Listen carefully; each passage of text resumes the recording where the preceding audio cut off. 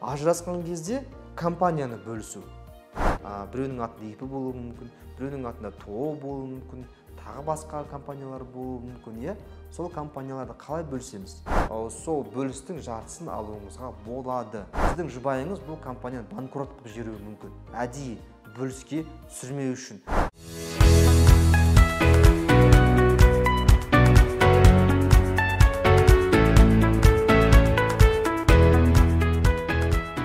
Ажырасқан кезде компанияны бөлісу.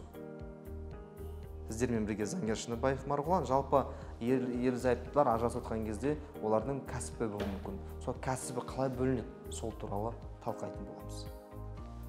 Ер адам, әйел адам отбасын құрады. Белгілі бір уақыттан кейін олар не істейді? Кәсіп ашуы мүмкін. Белгілі бір уақыт өткеннен кейін енді түсініспеушілік болғаннан кейін ажырасып кетуі мүмкін, иә? Сол кезде екеуінің арасындағы біреудің атында ИП болуы мүмкін, біреудің атында ТО болуы мүмкін, тағы басқа компаниялар болуы мүмкін, иә? Сол компанияларды қалай бөлсеміз? Сол сұраққа жауап берейік. Қазақстан Республикасының неке және отбасы туралы кодексіне сәйкес, кәсіпте ортақ болып есептелінеді. Сондықтан ИП-ның табысы, егер тауып жатса, ИП-ның табысында ортақ мүлік деп есептеп, сол табысын екіге бөлуге болады. Одан кейін компания болса, ТО бойынша. ТО болса, ол ТО-ның жылдық табысын есептеу керек.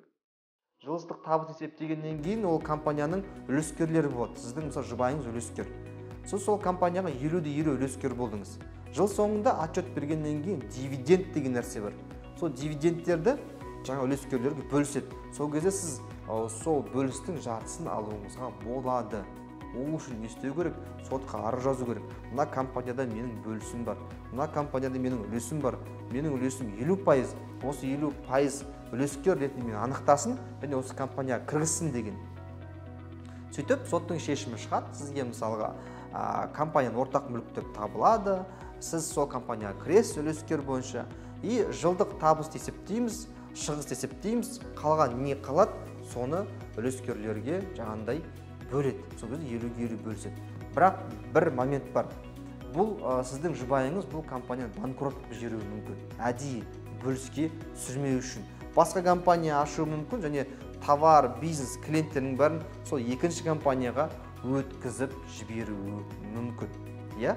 Сондықтан бұл жерде түсінуіміз керек біздің. Жалпы біз ол компанияны бөліске түсірген кезде ол компанияны мен арқылы жүргізе аламын ба, жүргізе алмаймын ба?